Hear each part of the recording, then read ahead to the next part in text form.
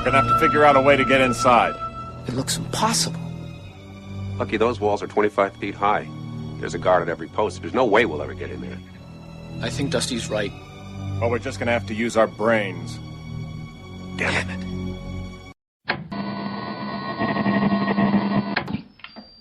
Across America, starting at... In sports, 5 games were featured. Fighting broke out overnight between... Are you looking for a new love? Hello there! Come on down to Lennox Auto. Yeah! Woo! Not fooling anybody. I don't know, and I want out! Can't walk away now. Truth. We want information. Information. Information. I am not a number. I am a free man. You're listening to Power Tank. Take control of your mind. Right, we're going to be talking about finding Eden, Gobekli Tepe and the Watchers of Eden. And this is something which is a personal journey for me as well, because it's something that really began when I was a child, because I had a strange fascination with angels. And it really began when I was at Sunday school. And, I was really interested in, all the different stories that were being told to me by this rather stern-faced teacher, female teacher. And, I loved the idea of, Moses parting, or God parting the Red Sea for Moses. And I loved the idea of Jesus feeding the 5,000 with just some loaves and fishes. I loved miracles, basically. But the Sunday schools just went on and on and on, and all I could do was just, imagine myself down the park playing football with my father and my brother, and eventually I gave them up. But I remember one particular day, the teacher started talking about angels, and she referred to the story of Abraham. Obviously he was the father of the Hebrew race. And she said that on one occasion, 3 angels turned up, by his tent, by his camp, and they sat down with him, and not only did they talk to him, on a one-to-one basis, but they even sat down and ate regular food with him. And I remember thinking to myself, okay, I know about angels that with radiant bodies and beautiful wings, but there's something different here. You're suggesting that angels have some kind of corporeal existence, or whatever my brain thought at that particular age, which was probably about 9 or something. And this idea of communicating and being mates with angels, really appealed to me, and it actually stuck in my head right the way through till the time that I did this book, From the Ashes of Angels, that has already been mentioned here tonight. And it was one of the reasons why I eventually ended up going to a place called Haran. And Haran is a city in what is today southeast Turkey, and it was a Bronze Age centre, a crossroads of many different places interconnected across the Near East and the Middle East. And it has a history that goes back at least 8,000 years. Different studies and archaeological fieldwork and the rest of it has established this fact.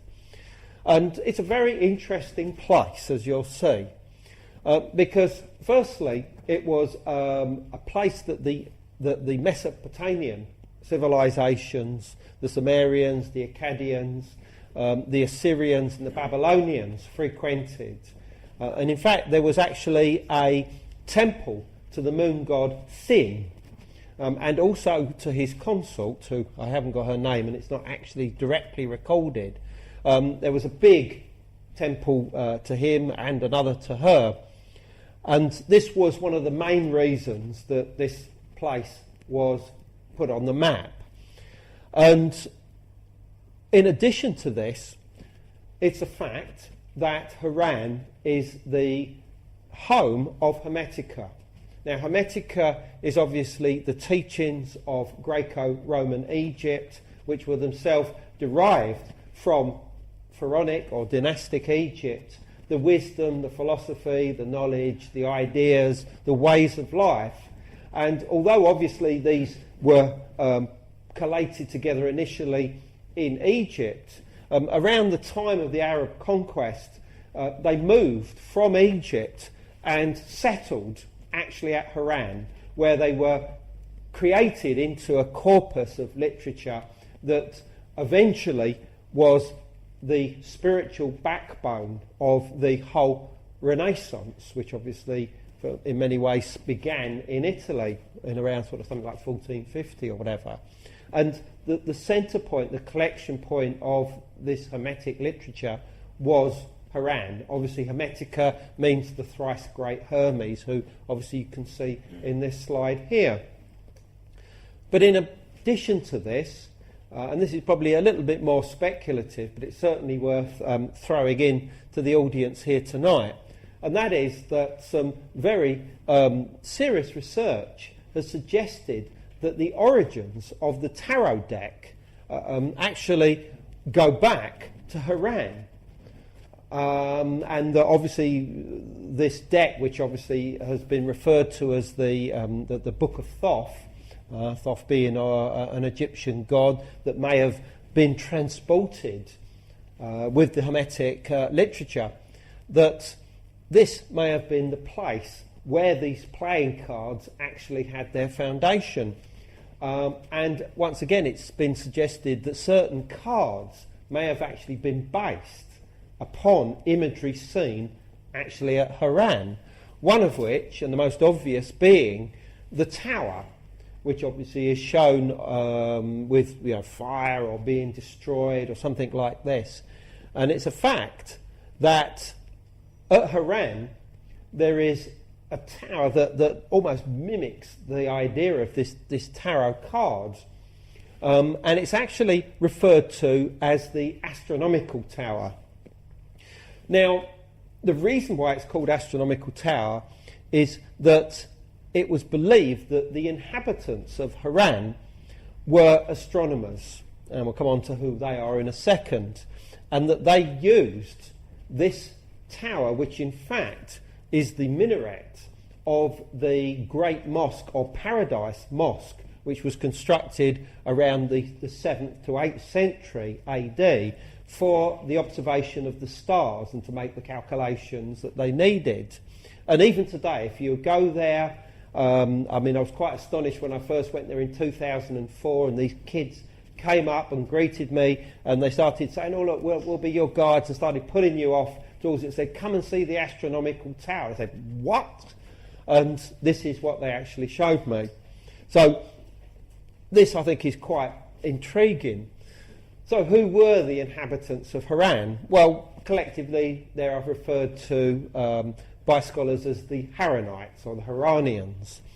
However, history refers to them under other names. They are known as the Sabians, which basically means star worshippers, and this was one of the names that was applied to them, or they applied themselves shortly after the time of the Arab conquest. It's a term that's also used by some of their descendants, people who still exist today, mostly within the area of the Tigris River of Lower Iraq, and who are known as the Mandaeans or the Suba. And they also refer to themselves as the Sabians. And there's a relationship between the two. Unquestionably, the Mandaeans owe at least something of their existence to the Sabians, their namesakes of Haran. But they were also known as the Chaldeans. You'll find this term in many ancient texts in literature by the Arab chroniclers, by the Hebrew chroniclers, and by the people of the Syrian church, the historians of that. And the Chaldeans, although often they are associated with lower Iraq, actually were the peoples that inhabited the area of Upper Mesopotamia. This is the area that's essentially today southeast Turkey, northern Syria, and parts of northern Iraq. And the Chaldeans are known to have been astrologers, soothsayers, diviners. That's the way that they're remembered. But in all honesty, they're almost certainly synonymous with the Sabians of Haran. In other words, they were the pagans of Haran. And interestingly enough here, this is an image of the moon card, the tarot, I say the tarot, sort of proto-tarot, that dates from 1454, that shows, these figures, these diviners, these astrologers, who I would like to think of in terms of the Sabians of Haran. However, the most important, as far as religious history, person to have been associated with Haran is Abraham, the father of the Hebrews, the father of the Jewish race, the father of the Israelites.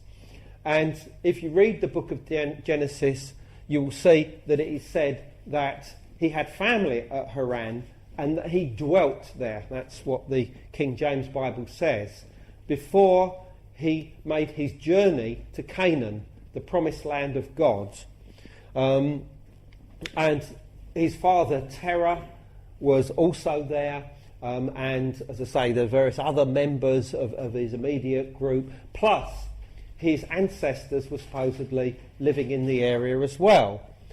And what's interesting is that according to Kurdish tradition, and this certainly goes back as far as medieval times, but almost certainly antedates that, is that Abraham was born in the nearby city of what is today known as Shunlurfa, although until recently it was known as Urfa or Orpha, and was the biblical city of Edessa. In fact, Edessa was the first city, and the king of Edessa was the first king to actually convert to Christianity in the 1st century AD. And today, if you go to what's known as the pools of Abraham, which are actually full of these huge, great carp, thousands and thousands of them that are fed by the visitors to the place, just off to the left of here is a cave that is visited by Kurdish Muslims to this day, and it's actually divided into two sections. There's the section for the females and the section for the males, and quite obviously, you don't want to mess that up, obviously. And this is a very sacred shrine in Islamic tradition. People come from all over the region, to pay their respects to Abraham, his birthplace. And it's said, according to the book of Genesis, that Abraham was born at Ur of the Chaldees. Now, obviously, Chaldees, we've already mentioned, Chaldees are a people, but since the 19th century, archaeologists and historians and prehistorians have wanted to place this city called Ur of the Chaldeans in southern Iraq. And in fact, Leonard Woolley, the famous British archaeologist, uncovered a city called Ur in this region, which immediately became associated with the biblical city of this name. But in the Mesopotamian languages, Ur simply means city. And I am pretty certain that the original Ur of the Chaldeans was Shunlurfa itself. And lots of things make sense, that Abraham lived in this area. This is where he was born. He moved to Haran before this journey down. I mean, the maps make sense of this and the rest of it. So just bear that in mind. So what river was that? Sorry? What river was that? That was not a river. That's pools that are fed by springs that still bubble up today. Now, according to Sabian tradition, which was then inherited and repeated by the Arab chroniclers, by Hebrew historians, and by members of the Christian church, it was said that when Abraham arrived at Haran, he tried to convert the locals into his monotheistic ideas. Now, some of them apparently converted and travelled with him to Canaan. However, the rest of them said, our religion is older than yours, and it goes back to Seth, the son of Adam, to Enoch, the antediluvian patriarch, and to Noah. And they said, on your bike, basically, which I find intriguing. I mean, the reality of these myths and legends are up to you, but the associations, I think, are important. You're dealing with a current of activity which has certainly been preserved since medieval times and almost certainly goes back to an earlier date. And I think that there's relevance in them. There's connections here which should not be ignored. Okay, so Abraham's associated with Haran, he's associated with Shunlurfa. However, this whole region is connected with different episodes of the Book of Genesis. This is where the events of the Book of Genesis were played out before Abraham's departure to Canaan. For instance, Noah is said to have landed in the ark with his family on a mountain to the northeast of Haran called Kudidar, which used to be called Mount Al-Judi. And you might be saying, well, hold on, I thought that it says in the Bible that that Noah and his family landed on Mount Ararat. No. This is a late tradition that was almost certainly political in its motivation, and it was actually achieved by the Armenian church in around the 5th century. Before this time, and in other traditions, in Muslim tradition, all Kurdish religions, amongst the Syrian church, who were almost certainly one of the oldest forms of Christianity, the landing place of Noah's Ark was Kudidar, and Ararat was only became the landing place after the Armenian church seized this tradition and pulled it into Armenia themselves. And the reason for this is that they hated the Syrian church, and that Kudidar was in Syrian territory, and they wanted to steal this idea away. That's not to say that Mount Ararat was a very ancient and very sacred place. Absolutely it was. But the oldest traditions associated with the landing place of Noah's Ark are Kudidar, and that's to the northeast of Haran. Now, obviously, Noah, once he's landed, his 3 sons, Ham, Japheth, and Shem, went on, their own families, supposedly populated the ancient world. Well, the most important one from our point of view is Shem, because it was said that after the ark came to rest on Kudidar, he himself left behind his father, Noah, at the foot of the mountain to create the first settlement, and he then travelled into the eastern Taurus mountains, where he established his own settlement with his own family. Okay, and that's not very far away from Haran at all.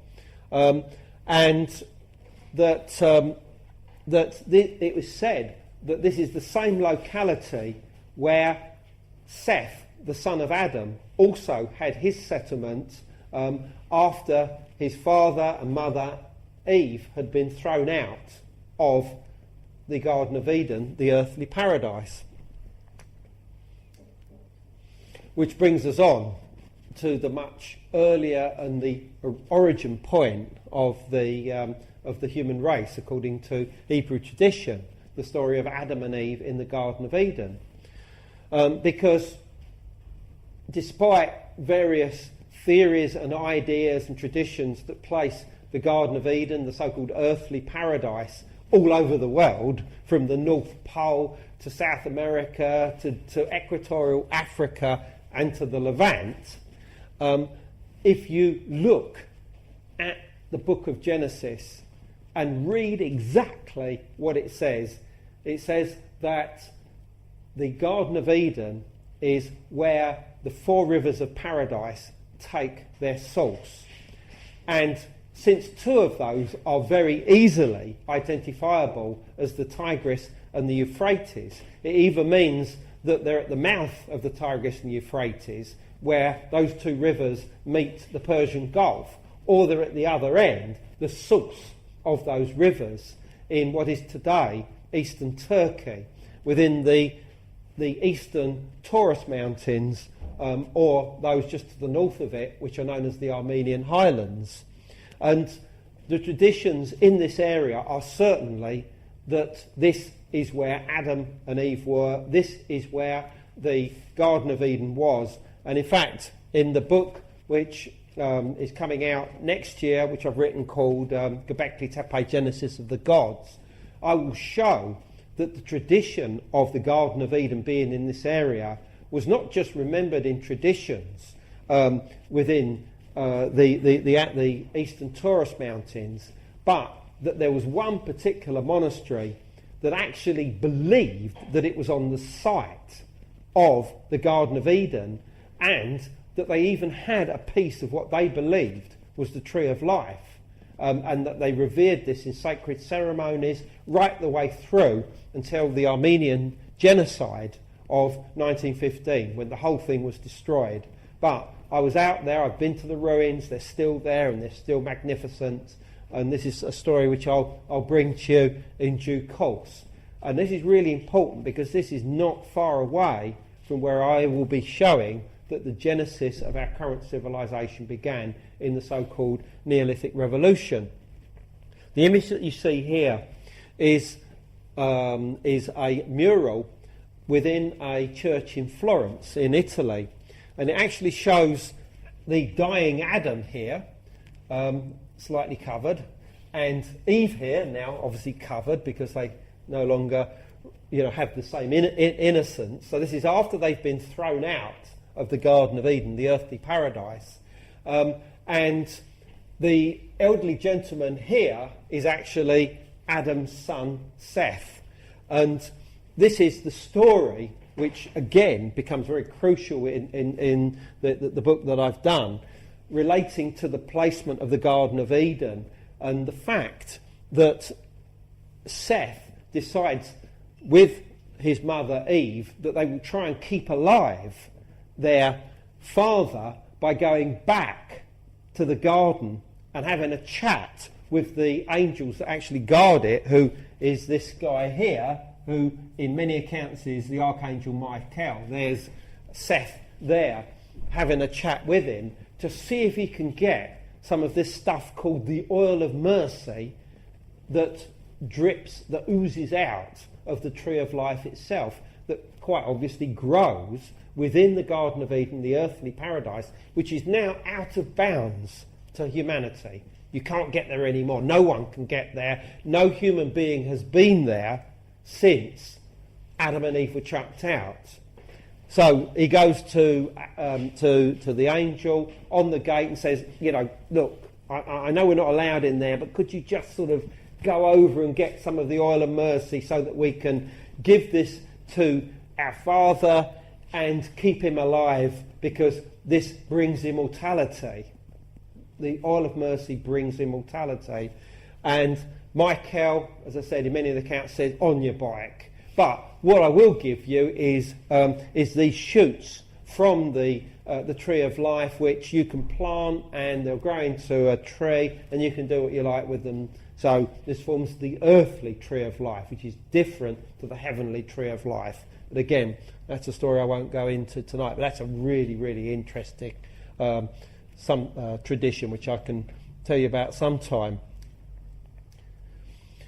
So, as I mentioned before, the Garden of Eden, the terrestrial or earthly paradise was said to be where the 4 rivers of paradise took their course. Well, 2 of them I've mentioned already, the Tigris and Euphrates. The other 2 are a matter of debate, but one of them is almost certainly the Arxes. The Arxes River flows eastward into the Caspian Sea and rises in the Armenian highlands, very close to some of the main sources of the Euphrates River. The 4th one is much more speculation. In my book, From the Ashes of Angels, and also in Gods of Eden, and in the new book, I essentially associate with the Greater Zarb River that rises just to the south of a major inland sea in this area known as Lake Van. However, there is some traditions which I've uncovered which suggest that it actually rises at the same spot that the Arxes River rises and actually flows to the west. And this is really interesting because it then places 3 out of 4 of the rivers of paradise rising almost at the same spot. That's intriguing, and that's within the Armenian highlands. And there seems to be absolutely no doubt in my mind that the area of Eden or the terrestrial paradise is in eastern Turkey. You know, it is nowhere else, because the book of Genesis, the very start point of any search, any quest to find it, states that fact. So, you know, if you're looking for it in Antarctica or equatorial Africa, where is the evidence? Because the evidence clearly says that 2 out of 4 of those rivers are the Euphrates and the Tigris. So if your chosen selection for Eden is not on that river, it can't be real. I'm sorry. There are other biblical connections with this region. We've already talked about Shanlurfa, the city, beautiful ancient city, and tradition suggests that this was founded by the antediluvian patriarch Enoch, one of the descendants of Shem. However, that's not the only tradition. Others suggest it was built by Nimrod, the great hunter who built the Tower of Babel. Now, it's not suggested that the Tower of Babel was constructed at Shanlurfa, but there is definite connections of Nimrod with Shanlurfa and that region. There's lots of stories connected with him. And what's interesting also is that Nimrod is associated with the story of Abraham. There's some weird tales connected with battles and fights going on, that Abraham was going to be put to death by Nimrod, and God intervened and changed the fire that was about to engulf Abraham as he was put on this funeral pyre, and they became fish, and those fish became the carp in the pools of Abraham that you see today. Very, very strange story, but the connections are there again, strongly associating the book of Genesis and its original account with this area. Now, there's something else which I'll just mention just for completeness, and I'll come back to this. There's also a story that it was founded by somebody called Orhai, which is basically a play on the name Orha or Urha, which is the name of the city anyway, who was the son of Hiwa, and that means serpent, the son of the serpent, but I'll come back to that one. Just for completeness, I mention all this. Right, and Haran, which is only a short distance, I can't remember the exact kilometres or miles at the moment, so I won't get it wrong, but only a short distance. It's about 20 minutes drive, essentially, from Shanlurfa.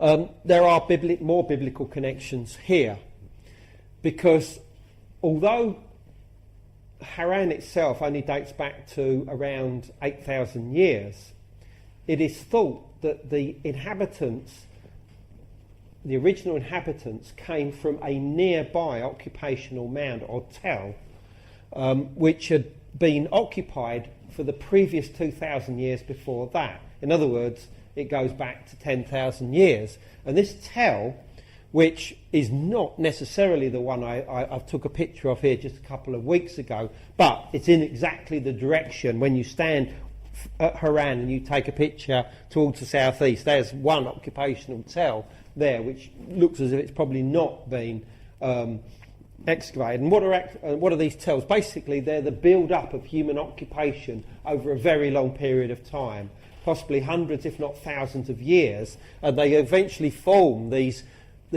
obvious mounds like this that are treasure troves to archaeologists, because they just dig down all the different layers, possibly 20, 30 layers of activity.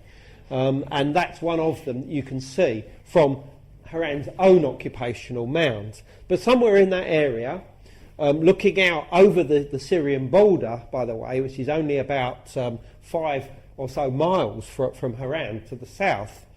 In fact, I've got a picture here of it. That's Haran from Google Earth, and this is the rough position of this location I'm going to talk to you about, which is Tel Idris. Now, Idris is the Arabic name for Enoch. So basically this is the mound or hill of Enoch. And this not only associates Haran with this antediluvian patriarch who's also connected with Shamlertha, but Enoch was the writer of one of the strangest religious texts of all time, and that's the Book of Enoch, which obviously many of you will know. It was first translated into English at the beginning of the 19th century, having been found in Abyssinia, what is today Ethiopia, by James Bruce, the Scotsman. And this is a very, very strange tale. I mean, it's mentioned in part elsewhere, and it's also believed that it's derived in part from a few lines in the book of Genesis, chapter 6. But the story that's told in the Book of Enoch is essentially this, that Enoch himself was lying down sleeping one night when two angels turn up. And they are given the name watchers. Well, in fact, the Hebrew term is irin. Basically means those who watch, or in English, watchers. And they basically say to him, look, fancy a ride to the seven heavens? And he said, yeah, all right then. And so they take him to the seven heavens. Now, these are described in great detail within the Book of Enoch. What Enoch says, I mean, there's volcanoes and seas and mountains and plains and all sorts of things like this. Now, in theory, this is some kind of heavenly abode. But what's interesting is that one of the seven heavens includes the earthly paradise, where the four rivers of paradise take their source, and also the garden which contains the tree of life.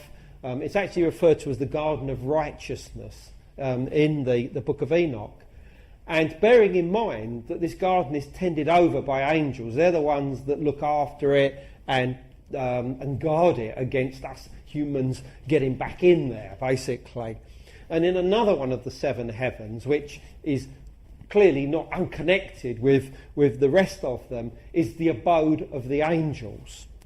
And it is whilst in this heaven with the abode of the angels that, there's probably another picture of that coming up, yeah, that Enoch sees a whole load of angels, these watchers, incarcerated within like this prison. And he says to his guides, who include the most obvious archangels, you know, Gabriel and Raphael and you know, the names of which are so familiar to us today. And he says, what have they done to deserve that? And he's told that they have transgressed the laws of heaven, because 200 of their number decided that they would descend down amongst mortal kind, and the implication is that they've descended down onto the top of a mountain and then gone onto the plains below, where they have taken mortal wives.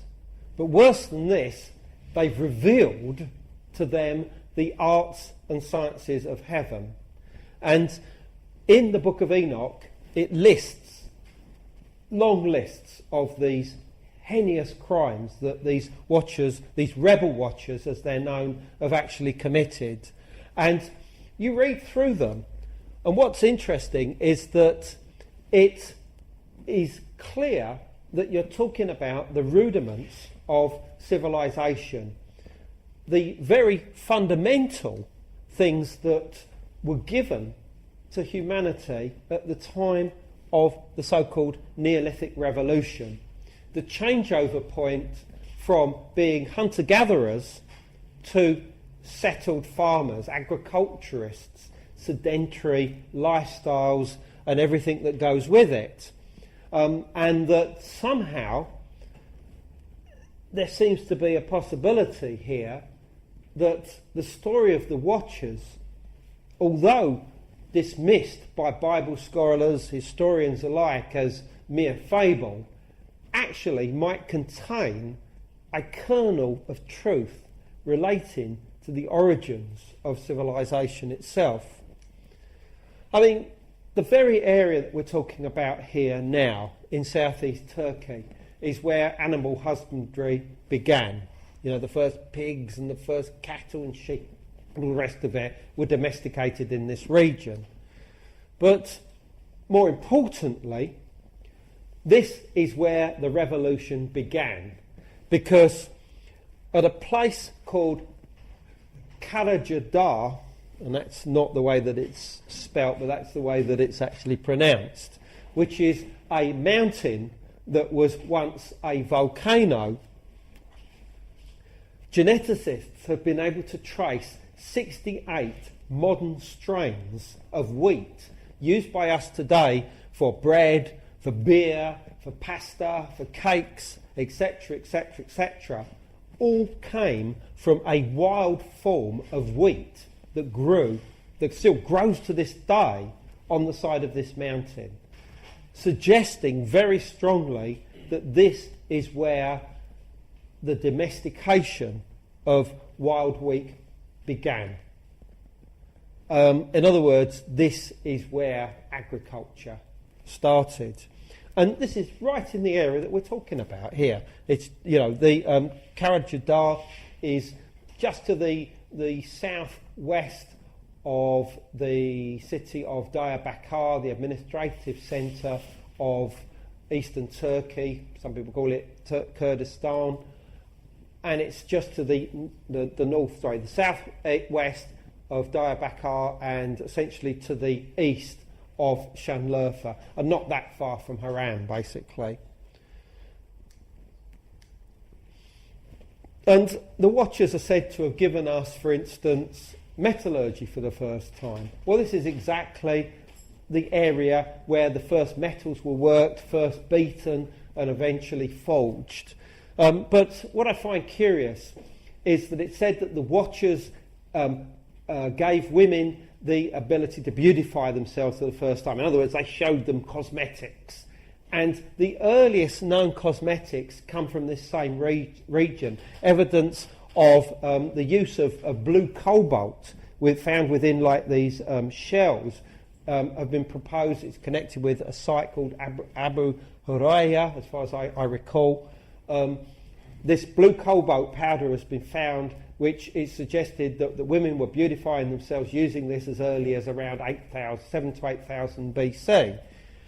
And what's also interesting is that in this same region, well, just to the west, I should say, in central southern Turkey, is where the earliest mirrors in the world have been found. And they're these. I photographed this just a few weeks ago in a museum at Konya in southern Turkey. These come from Çatalhöyük, which is the early Neolithic city in that region. And these were the first polished mirrors known in the world. They date to about 7,000 BC. And it's interesting, as a passing remark, that the Watchers are said to have given us the first mirrors. So, you start to think, are these watchers, are they the prime movers, some kind of elite, some kind of driving force that was behind the Neolithic revolution and existed maybe for a few thousand years and then gradually disappeared in some way? So, is it possible that the story in the Book of Enoch relating to the watchers, the rebel watchers giving us the arts and sciences of heaven, is some strange memory of the Neolithic revolution? Did they trigger the Neolithic revolution? And if this is the case, where really was Eden and the abode of the angels? Well, there's a clue at Haran. We keep going back to Haran, but this is a crucially important place and has been, as I said, for possibly as much as 10,000 years. And that's the fact that on the northern horizon, as you look from the occupational mound, you can see that there is a line of mountains. And on the top of one of those mountains is arguably the most important archaeological site to have been discovered in recent times. And we're talking about somewhere called Gobekli Tepe. And here's the map just to give you some idea of, here's the Syrian border, here's Haran here, where I've shown you the pictures of and talked about. There's Schönlöfer there, and here is Gobekli Tepe. Gobekli Tepe is just a few miles outside of Schönlöfer, just to the northeast of it. If you get in a taxi, you're there in 20 minutes. That's how quickly it is. That's how close it is. So, what is Gobekli Tepe?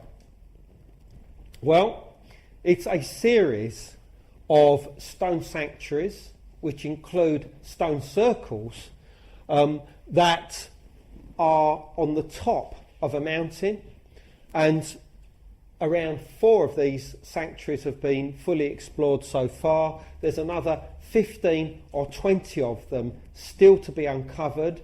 They're beneath a occupational mound or tell or tepe, which is the Turkish word for an occupational mound. And they are over 11,000 years old. This is just before the time of the Neolithic revolution.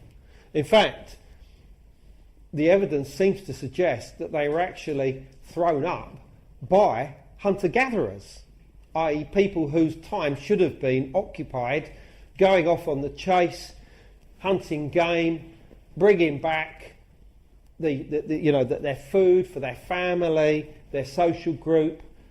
A nice easy lifestyle, essentially, I should think. And yet, some of them decided to give up all of that lifestyle and create the first monumental architecture in human history. Around 11,000 to 11,500 years ago, on the top of a mountain in southeast Turkey. And the forward-thinking archaeologist who uncovered this site for the first time in the mid-1990s, Professor Klaus Schmidt of the German Archaeological Institute, he has basically turned on the head the whole concept of the Neolithic revolution. Until recently, it was believed that the invention of agriculture and the settled lifestyle that brought allowed us enough time to think about the life and universe and about religion and who we are and where we go in death.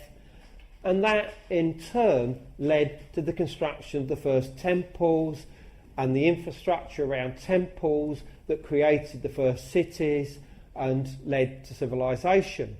This was Gordon Childe in the 1930s, the prehistorian who came up with these ideas. He called it the Neolithic Revolution. But that's now been shown to be totally incorrect. In fact, there was a New Scientist article just a couple of weeks ago emphasising this. that Smith turned everything on his head, because what he said is that the temples came first, and the infrastructure around the hundreds and thousands of people involved in their manufacture, their construction, their maintenance, their management, plus the countless pilgrims that are now believed to have visited locations such as Gobekli Tepe, necessitated a complete change, a complete evolution in lifestyle, because it was a case of, how are we going to feed all these people? I think we're going to have to sort of change things. I'll tell you what, I've got a few ideas, been experimenting with this thing called agriculture for a while. Let's see if that works.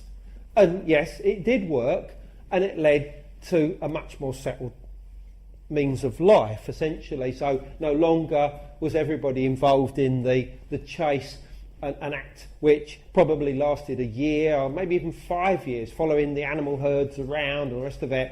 Now everybody was in one place from the spring to the summer to the autumn to the winter. They were now settled. So that started civilization. That is how the Neolithic revolution began, with places like Gobekli Tepe. Now, but it's more than that. There's more than that going on here, because some of the stones here, some of the monoliths, as much as 5.5 metres in height, weigh 15 tonnes apiece.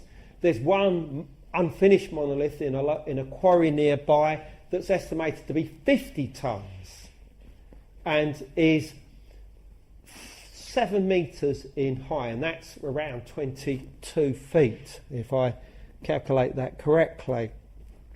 And yet these are not roof supports or something like that. They are statues, because you can see that they have actually arms coming down to these long stretched arms that finish in hands. And here's an example of one of them. You can see here that the T-shaped termination of these pillars is like an abstract head. The sides of it are the side of the body, with the arms like this, slightly bent, curved around like this, and the hands come round to the front in the area of the abdomen. And here you have a garment that terminates at the belt, at the area of the waist, or a belt, and there are belts shown on some of them. And here you have a V collar here, which is quite clearly using the force of gravity to hold something. It's like some kind of emblem of office, maybe almost like a mayor would wear, some kind of something that would distinguish him. And on a number of these V shapes, there are actually little emblems on them, like bull's heads, Bucrania, or a solar disc with a little crescent moon around it, or something like this. Clearly these are either glyphs or just symbols of recognition. So these are statues. They're not pillars, they're statues. And do they represent, as Professor Klaus Schmidt says, the first gods, divinities, the divine ancestors? Maybe one of these, maybe all of them. It's just a little bit of detail here. Here's the hands meeting round here. Here's a belt buckle. This is clearly a belt buckle design. And there are glyphs, unquestionable glyphs. Even the archaeologists accept that these are in the style of ancient Egyptian or Mayan glyphs. And one of the main ones is like this H symbol. But we won't go into this today, because that is the lecture that I did last week. So these represent beings. Are they the first gods? If they are the first gods, are they connected with the story that we're telling here? Yes, these were constructed just before the Neolithic revolution, but is this part of a continuing tradition? Maybe these represent the founders of this culture that created Gobekli Tepe, and maybe other similar monuments that may have once existed in this area.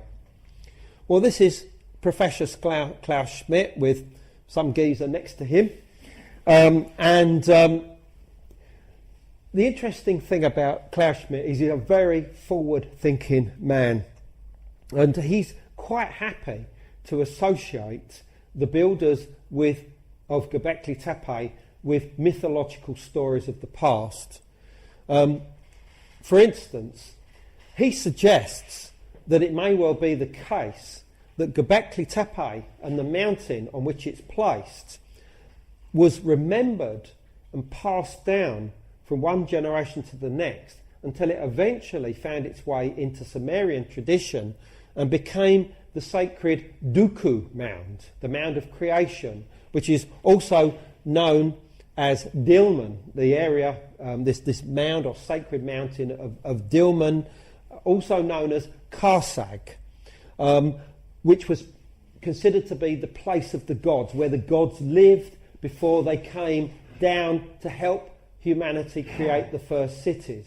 This is what Sumerian, Akkadian, Assyrian and Babylonian mythology tells us. And these gods were known as the Anuna or the Anunnaki. And Schmidt is willing and has put this in his book, which is a pretty scholarly book, to accept that the builders, the Gobekli builders, may well have been the original source behind the Anunnaki. And that's great, because that's exactly what I said before the discovery of Gobekli Tepe in From the Ashes of Angels back in 1996, which was weird because I was writing that book in 1994 and 1995, the exact time that Klaus Schmidt was putting the spade into the earth for the first time at Gobekli Tepe. Nicely, weirdly fortuitous. So, but he goes further than that, because in an article that appeared in 2007, he did actually link the Garden of Eden with Gobekli Tepe. Now, he later withdrew those statements, and they were actually recorded by a British journalist by the name of Sean Thomas, who writes under the nom de plume Tom Knox, and he wrote a book called Genesis Secret, which was a very gruesome novel that came out a few years ago, and it was me who actually gave Sean Thomas the directions to get to Gobekli Tepe. And when I actually met Klaus Schmidt last year for the first time, I actually apologised to him for introducing him to Sean Thomas, because Sean Thomas's article, which basically said that Schmidt says this is the Garden of Eden, caused Schmidt a lot of problems. In fact, there were even suggestions that the concession to dig there was even going to be taken away from them, which is one of the reasons why he's withdrawn away from that idea. And yet the link was made, and it made other people think, yes, just maybe this is the original place of the Garden of Eden. I think there was a 9 o'clock bells out there, so Right, okay, is that good or is that bad? depends how much time you got. Right, well, I'll a little bit to go. Anyway, Eden itself, as I said, is probably a little bit further north. Gobekli Tepe is here. The main area of the Garden of Eden, the terrestrial paradise, is where all these rivers come together here. Here's Lake Van, the big inland sea. However, this is one of the pillars at Gobekli Tepe. It shows a vulture. The vulture is the primary symbol of death and rebirth in the early Neolithic. And there's a lot of suggestion that shamanism was important at these places like Gobekli Tepe, and that vulture shamans may well have played a role. Why was vulture so important? Because of the act of excarnation.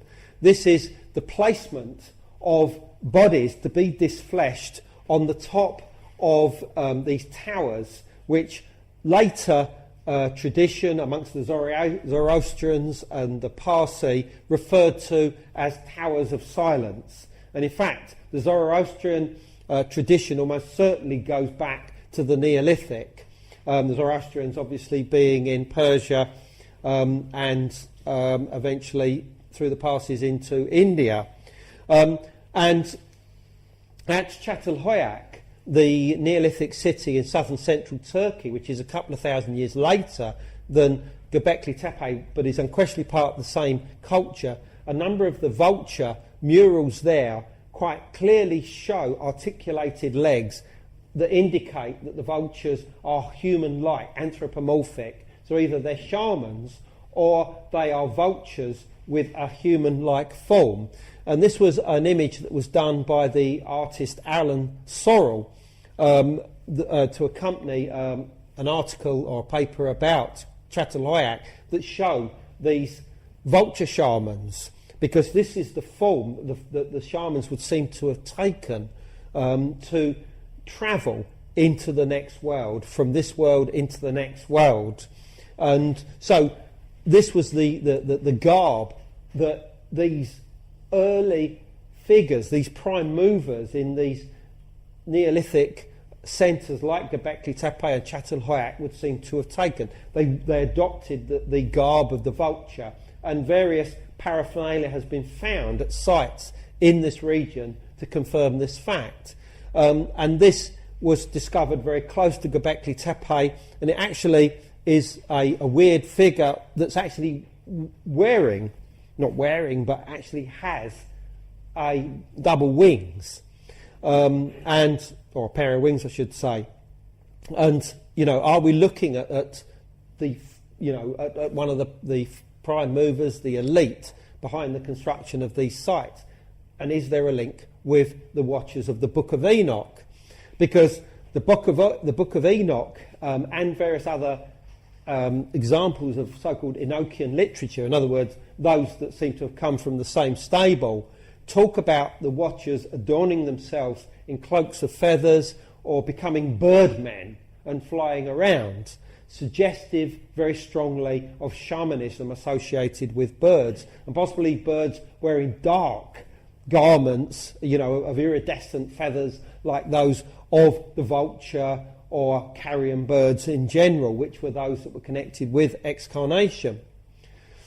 So, in my opinion, and this is something that obviously I said as early as From the Ashes of Angels in 1996, I think these vulture shamans were or are the Watchers of the Book of Enoch. I'm pretty certain of these. These were the prime movers. So why is Eden important to this story? Because the stones, and back to our friend Klaus Schmidt, in 2007 he actually said that the stones were erected for the watchmen of the period. This is watchers. I mean, one of the terms that's actually used in the Book of Enoch for the watchers is the watchman. It's just another form of the same name.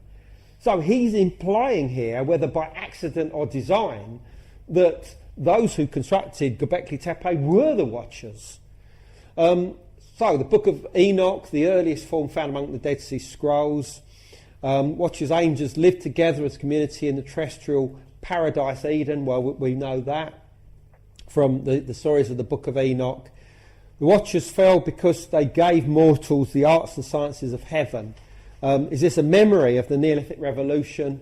Absolutely. The Watchers fell because they gave mortals the arts. That's the same one. Right. Birdmen are the shamans adorned in the coats of feathers. We know this. The Gobekli builders were a priestly elite and shamans. Is this what the creators of Gobekli Tepe looked like? Did they trigger the Neolithic Revolution? Well, this was the image that was done for my book, The Ashes of Angels, by the artist Billy Walker-John, sadly no longer with us. But this, if you look online for images of the Watchers, this is still the only one out there ultimately. And, even today, to me, it still gives me slight shivers when I look at this image. Because when she first presented this to me, I just thought, oh my God, she's encapsulated this idea absolutely perfectly. The Watchers were described as extremely tall, like trees, this white skin, elongated faces described as visages like vipers, and wearing these bird garments. To me, that absolutely encapsulates it. Come on to that. And the Watchers are also described as serpents, Awin, and there's repeated reference to their connection with serpents, and I think that this has got something to do probably with their actions as shamans, that the serpent being a prominent symbol of the of hallucinogens and the connections with the other world, but I think it's got a lot to do with their appearance as well. I think they had extremely elongated faces, probably because they were of a people that came into the region and looked different to the locals of that period. Now, exactly what the differences were is a matter of speculation. But what we do know is that the peoples that followed after the early Neolithic in the Near East, the Halif culture, and after that the Ubaid culture, seem to represent figures connected with their mythology that were clearly serpentine in appearance.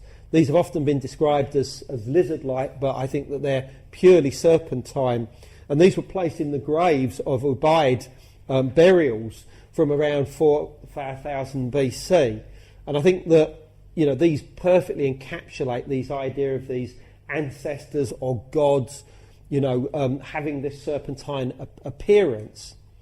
And one thing I've probably not mentioned here is that this connection between Shanlurfa and the idea that it was founded by a son of a serpent is some memory of this same tradition, particularly as a settlement of the same culture from Gobekli Tepe has been uncovered in Shanlurfa, right in the oldest part of the city, right next to the pools of Abraham. That's really interesting. So, were these original Gobekli builders not just the Watchers but also the Anunnaki? Absolutely, I'm sure of this. And there are a lot of traditions within Sumerian myth that the gods came from the north, from a mountain, as I said, called Dilmun or Duku. And, if we're trying to create an image of exactly what these people look like, I have others which I will reveal at the Questing Conference for the first time, where myself and Russell over here have tried to reconstruct what we fully believe these Gobekli builders look like. But for the moment, this will do. These weird albino lights, because the Watchers were described as having, white hair like albinos, and this image of this Asian albino figure, somehow fits and relates in some way. So did the architects of Gobekli Tepe look a little bit like this? The answer is yes. Where did the Gobekli builders actually come from? Well, I don't believe that it was the area of the Near East. I think that they came from much further afield. And I've made some suggestions here: Siberia, Northern Europe, Africa, Southeast Asia. And in my earlier books, I talked about them possibly coming from Egypt. I realise that that's now just a small part of the picture, and that the prime movers probably came from another part of the ancient world. But that's something that I will reveal at the Origins 2013 conference on the 16th of November for the first time. I'm not going to go into that tonight. But why did these people come into the area of the Near East? What was going on? Well, in 10,900 BC, there was a major catastrophe in this world. It involved almost certainly a comet impact. The date that has been now pinned down is around 10,900 BC, and it affected large parts of the world. And you might say, well, hold on, isn't that a long time before Gobekli Tepe? Well, no, because this wasn't a single event.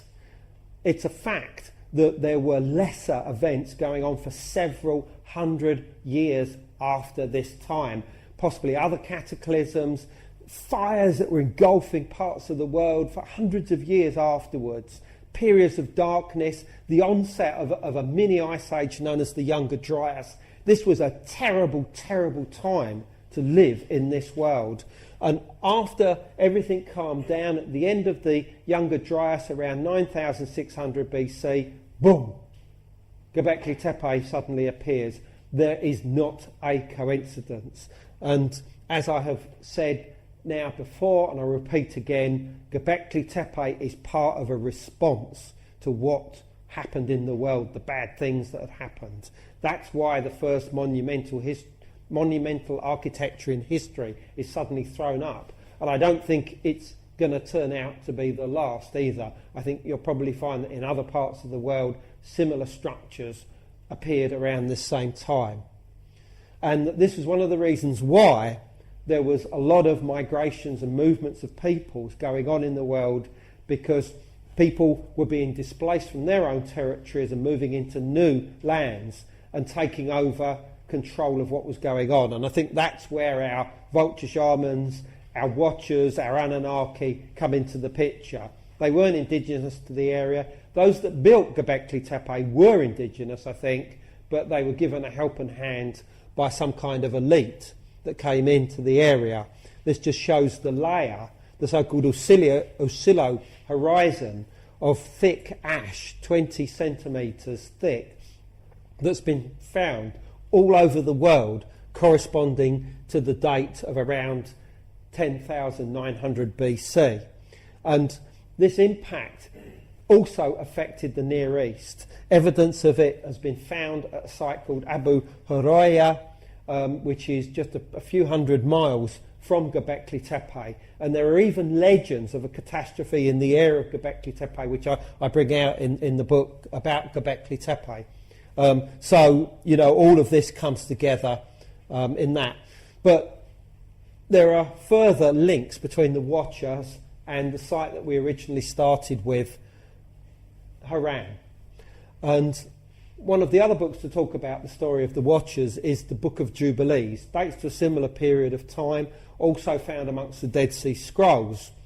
And it tells the story of the Watchers, but it also relates how Canaan, the legendary founder of Haran, according to Hebrew tradition, uncovered an inscription carved on a stone stela, and that when translated it was found to contain the antediluvian science of astrology as taught by the Watchers, and that this then became the teachings of the Sabians, the Chaldeans of Haran. So basically what they're saying is they found this stone stela that revealed it. Now, Gobekli Tepe, the stones there are all very much associated with astronomy and all the rest of it. Now, Canaan's father was a guy called, let's see if we can pronounce this, Arphaxad. Yeah? The father of Canaan was seen as the progenitor of the Chaldeans, i.e. the Sabians, the star worshippers of Haran, which is, you know, another link with the place. So did that knowledge come from Gobekli Tepe? Well, I think the answer is going to be yes. Were the Watchers the first gods of Gobekli Tepe who revealed to mortal kind the arts and science of heaven? Absolutely yes. Are they represented by the T-shaped pillars at Gobekli Tepe? Yes. So that's about it. Coming soon. Gobekli Tepe, Genesis of the Gods, my new book, out beginning of next year, 2014.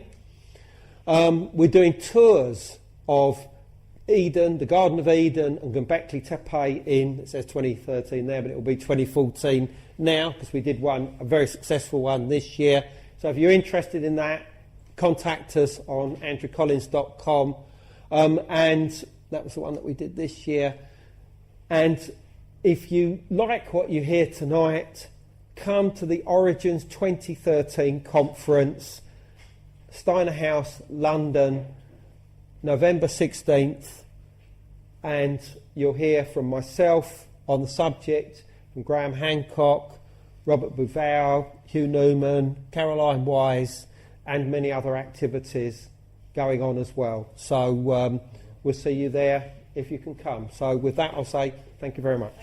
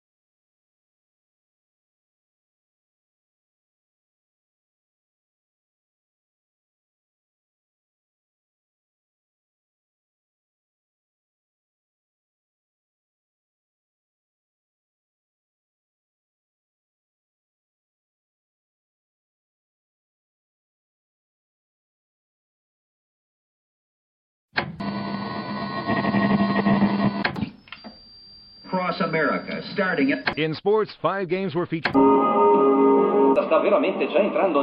Fighting broke out overnight between... Are you looking for a new love? Hello there. Come on down to Lennox Auto. Yeah, woo! You're not fooling anybody. I don't know, and I want out! Can't walk away now. Truth. We want information. Information. Information. I am not a number. I am a free man. You're listening to Power Tank. Take control of your mind.